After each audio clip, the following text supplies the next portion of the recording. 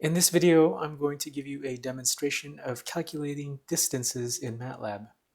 Specifically, we'll do this in the context of a problem. Suppose you're developing a game in which you're interested in the position of a player, so they have an avatar at some coordinates x0 and y0, and then there are a bunch of enemies at various other coordinates, say x1, x2, and y1, y2 for the x, y pairs. How can we calculate the distance between the player's avatar and the enemies so that we can decide which enemies or opponents are threats and which ones are not an issue? Perhaps we need to calculate when the player collides with an opponent. So let's begin by generating some data that we can work with. So we'll use the rand function. So for now, I just want one random number for the player avatar, and the same thing for the y coordinate. And we're bounding this because rand generates a random number between 0 and 1. We're basically generating a random location between 0 and 100. That's why this factor of 100 is here. And that's true for the x and the y axes. So there's the player position. And in the spirit of building and testing, we can plot it just to be sure that we're doing things well. So I have a basic plot. My avatar isn't so readily visible. We'll make it line width 2. That'll thicken it. We'll turn the grid on, and we'll set the axes limits. This is to fix our drawing board. And there you can see there's our player's coordinate. Now we need to generate some random enemies. Now we specify how many rows and columns. So let's say I want one row, and let's say n-op, and n-op will be a number of opponents. In fact, because in the problem statement I used capital N, I'll change that n-op to capital N. Okay, so you can see I have a 1 by 12 vector of enemy x coordinates. Let's do some y coordinates. And then we'll add them to the plot. Okay, because there are two data sets, the enemies have this second color, which is red, and then the player has this blue color. We will turn the line style off.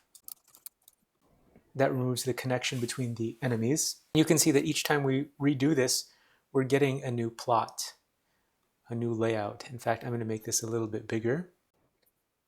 Okay, now our problem is to calculate the distances. Well, to do this, I'm going to form a vector for the player coordinate. And then we'll form a matrix of vectors for the opponent coordinates. Let's just see how that goes. So you can see this is my player coordinate r0, and these are the coordinates for the opponents. Each column here of this R matrix is a coordinate for an opponent. To calculate the distances, we're going to have to do a little math, right? Some subtractions and such. Now, we could do this using a for loop, so we do R0 compared to every opponent position, but MATLAB actually can kind of understand that, even though R0 is a 2 by 1 and R is a 2 by 12, MATLAB is sort of smart enough to understand that if I take R0 and I subtract R, I get a displacement vector between the player and each opponent. And let's just see, I'll suppress or unsuppress this so we can see what that looks like. So we have a displacement vector. It's the same size as R, and it has a displacement between the player and each of the enemies. You can see that, right? So like the player is at x13, and then there's an x11, so that displacement is an x of 2, and then a 72 and an 8, 63. ish. Okay, so that seems like it's working well. So again, we're building and testing, testing often. So we have a displacement vector. Now, MATLAB has a vector norm function that helps us get the length of these vectors. And let's just try that and see how that works. Okay, so again, for the first one, the x is 55, R1 is 64, so you expect, okay, there's like a 9-ish there, and then a 22 and a 78 and a 55, okay. And then if you figure the distance, you can use the Pythagorean theorem, and yeah, we would expect that to be about 56. So that kind of makes sense. And then the next opponent is pretty close, so like there's a 55 to 48 delta of about 7, and then a 22 to 29 delta of about, again, 7-ish, 6 to 7. And then let's just try that, like 6 squared times 6 squared, 6 squared plus 6 squared, getting 8-ish, right? And so this is a little bit more than 8, so we think that's pretty reasonable. That's pretty good. So we have the distance to each opponent now. I could check to see whether any opponent is within, say, 1 unit, and we would say, oh, okay, that's a collision with an enemy. I'm also going to do some advanced visualization here.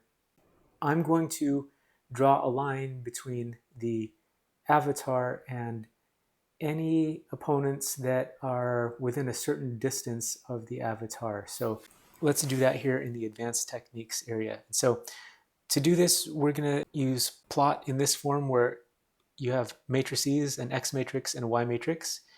And when you do that with a matrix, each column, like the first column of X, is going to be paired with the first column of Y.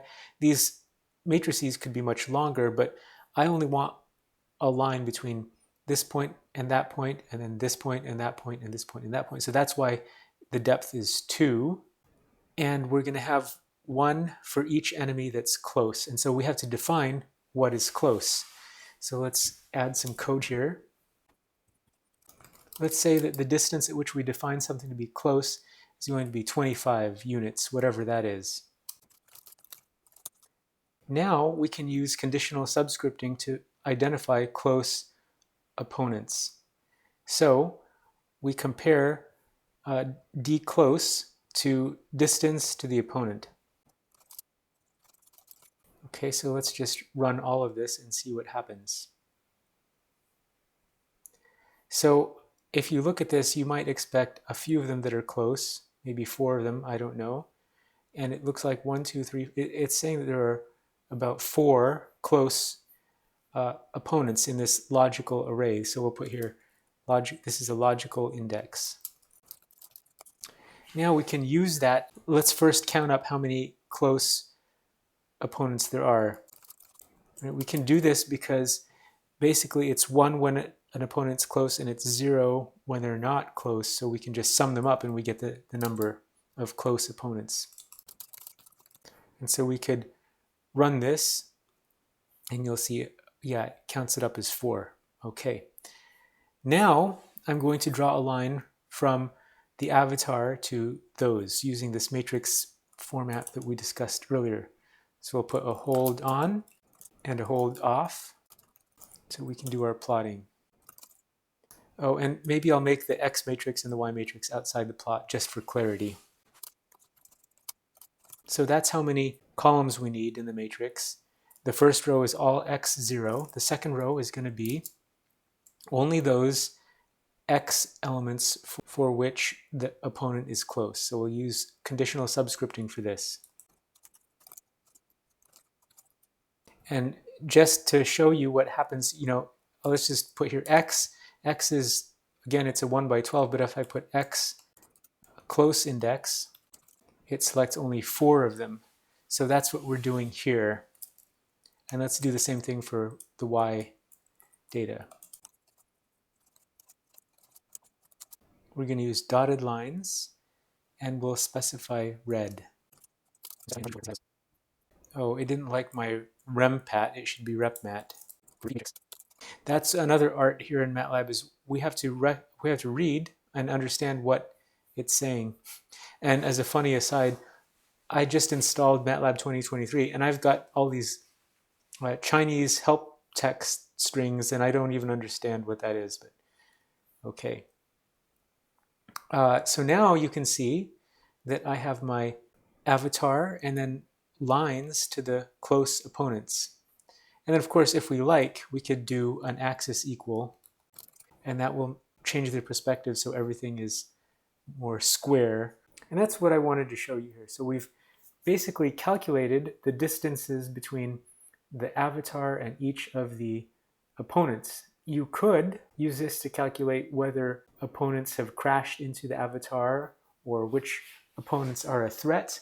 I've also demonstrated logical subscripting. This is a very powerful technique. I hope you found that helpful. I invite you to like the video, share it, and subscribe to the channel and leave a comment. Thank you, and have a great day.